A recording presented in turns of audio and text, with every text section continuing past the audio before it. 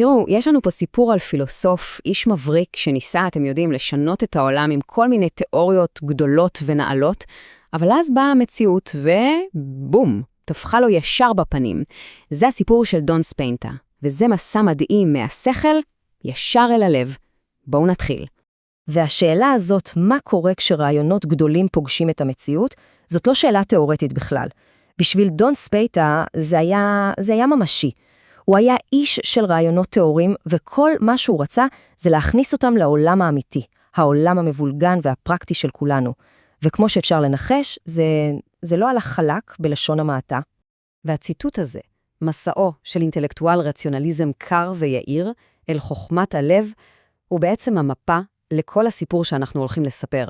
כי לא מדובר פה באיזה ויכוח פילוסופי יבש, ממש לא. מדובר פה במהפך, מהפך אישי עמוק של אדם שהיה צריך, פשוטו כמשמעו, לשבור את כל מה שהוא האמין בו כדי למצוא חוכמה אמיתית. אוקיי, אז בואו נתחיל מההתחלה.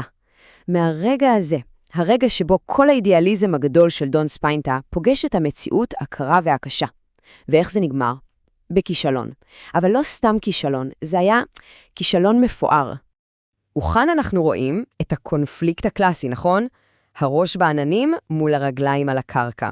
מצד אחד, דון ספיינטה, האידיאליסט שמדבר על לבנות גשר של רעיונות. ומצד שני, דון פנצ'ו, הפרגמטיסט, שכל מה שמעניין אותו זה מה מחיר החסה. הניגוד הזה, הפער הזה בין השניים, הוא בעצם המנוע שמניע את כל הסיפור קדימה. והשאיפה של ספיינטה, וואו, היא הייתה ענקית. הוא לא רצה סתם, אתם יודעים, לכתוב עוד איזה ספר פילוסופיה שישב על המדף. לא, לא.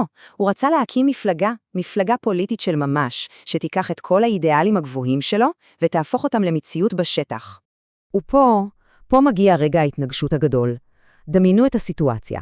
הוא עומד שם, בפלאס המאיור, נושא נאום חוצב להבות על אוטופיה ורעיונות נעלים. ומה הקהל רוצה? הם רוצים לדעת מהם הבורות בכביש, מהם מעונות היום לילדים, מהם הקליטה של ה-5G. הפער היה פשוט עצום, בלתי ניתן לגישור, והתוצאה? כישלון מהדהד, מיידי, וכן, גם קצת משפיל. ודון פנצ'ו, החבר הפרגמטי, פשוט מסכם את זה במשפט אחד גאוני. אתה מוכר מסה תיאולוגית למי שרק רוצה לדעת את מחיר החסה. זה כל הסיפור, הוא אומר לו, תקשיב, אתה מדבר בשפה שאף אחד לא מבין ולא מעוניין להבין. וזה היה שיעור כואב מאוד בפרגמטיזם. אבל תראו, הכישלון הזה בכיכר העיר היה רק ההתחלה. זה היה רק קצה הקרחון. מכאן, המסע של דון ספיינטה, הוא הולך למקום הרבה יותר אפל, לנקודת שפל אמיתית, כזאת שתשנה אותו לתמיד. זה הרגע שבו כל התיאוריות היפות שלו פשוט מתנפצות לרסיסים. הוא עד במו עיניו לקטטה אלימה, ממש מלחמת רחוב בין פלגים פוליטיים, והוא רואה איך השנאה, הקנאות, האלימות, הן פשוט דורסות את ההיגיון. ברגע הזה הוא קולט שהרעיונות שלו, הדיאלוג המנומס שהוא מנסה לקדם, הם פשוט חסרי סיכוי מול אלימות כזאת, אלימות עיוורת. וזה כבר לא משהו שהוא רואה מהצד, זה מגיע אליו. הוא מנסה להטיף לסובלנות, לדבר בהיגיון, ופשוט מותקף פיזית. זהו, זה כבר לא ויכוח אקדמי. ברגע שהאלימות פוגעת בו בגוף, כל המגן האינטלקטואלי שהוא בנה סביבו מתנפץ. כל תפיסת העולם שלו קורסת. וזה, אפשר להגיד, היה הסוף של דון ספיינטה הפוליטיקאי. אבל רגע, במקום לשקוע בייאוש, דון ספיינטה עושה משהו ממש חכם. הוא עושה נסיגה אסטרטגית. הוא מבין שהזירה הפוליטית, הרחוב, זה שדה קרב שהוא פשוט לא יכול לנצח בו. אז הוא מפרק את המפלגה, אבל הוא לא מוותר. הוא פשוט מחליף זירה. הוא מעביר את המשימה שלו למקום חדש. האינטרנט. האירפוגוס הדיגיטלי. והנסיגה הזאת, המעבר הזה לדיגיטל, מוביל אותו למקום הכי לא צפוי שאפשר לחשוב עליו. הוא נוטש את הפוליטיקה הרועשת, והתשובות הוא מוצא אותן במקום שקט, על מזרן של אומנויות לחימה. כן, כן, ופה מתחיל פרק חדש ומהפכני לחלוטין בחיים שלו. אז מה זה אייקידו? זאת אומנות לחימה יפנית שהיא בעצם ההפך המוחלט מכל מה שהוא חווה ברחוב.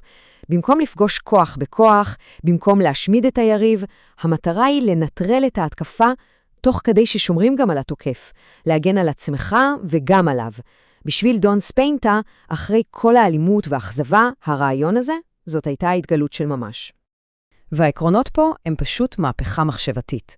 במקום להתנגש חזיתית בכוח, לומדים איך לזרום איתו, איך לקחת את האנרגיה של התוקף, את התנופה שלו, ולהשתמש בנגדו כדי להוציא אותו מאיזון. זה לא קרב, זה יותר כמו ריקוד. המטרה היא לא לנצח, אלא פשוט להרגיע את הסיטואציה, לנטרל את האיום בלי לגרום נזק. ויש את הציטוט הזה מהסנסאי שלו, ההשימוטו, שהוא פשוט שיעור לחיים. אל תפחד מכאב הנפילה, פחד מההתנגדות לנפילה. המכה כואבת, קשיחות נשברת. וזה בדיוק מה שספיינטה לומד דרך הגוף, לא דרך ספרים. הוא לומד ליפול, והוא מבין שלפעמים הכוח האמיתי הוא לא בהתנגדות אלא דווקא בגמישות. כי מה שנוקשה נשבר, מה שגמיש שורד. אוקיי, אז הוא לומד את כל זה על המזרן, על הטאטאמי.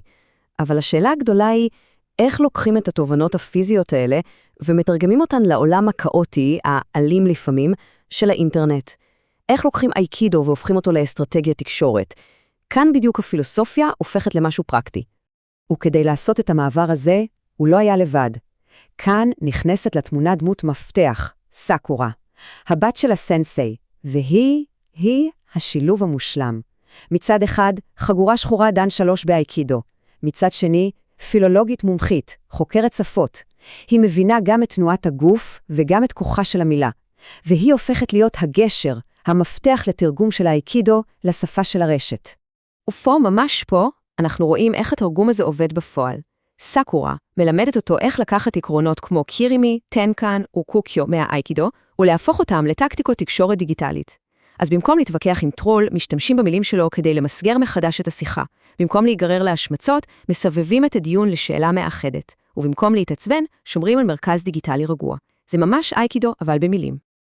אבל אחרי כל הדרך הזאת, כל התיאוריות, כל הטכניקות הפיזיות והדיגיטליות, כל זה עומד בפני מבחן אחרון, המבחן האמיתי, והוא לא יהיה מבחן אינטלקטואלי וגם לא ויכוח ברשת.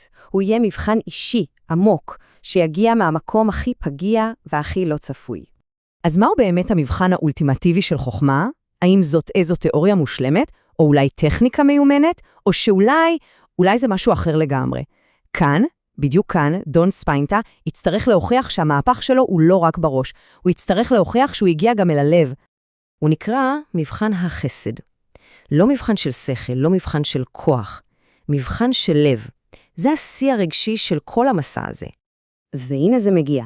דון ספיינטה מציע נישואין לסאקורה, ובתגובה היא חושפת בפניו את הפצע הכי עמוק שלה, סוד כואב מהעבר. עכשיו, דון ספיינטה הישן, הפילוסוף, מה הוא היה עושה?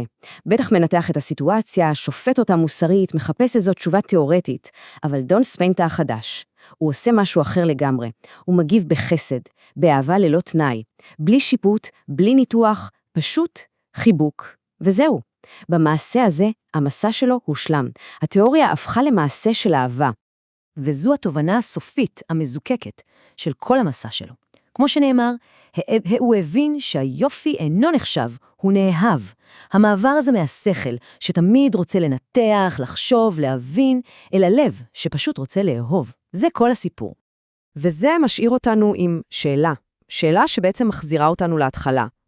אם אותה אוטופיה פרגמטית, היא לא איזו תוכנית אב גדולה ומושלמת, אלא פשוט סדרה של מעשים קונקרטיים, מעשים קטנים של חסד ואהבה. אז נשאלת השאלה, מה יכול להיות הצעד הראשון, המעשה הראשון הזה? זאת שאלה טובה להישאר איתה. תודה שהייתם איתנו.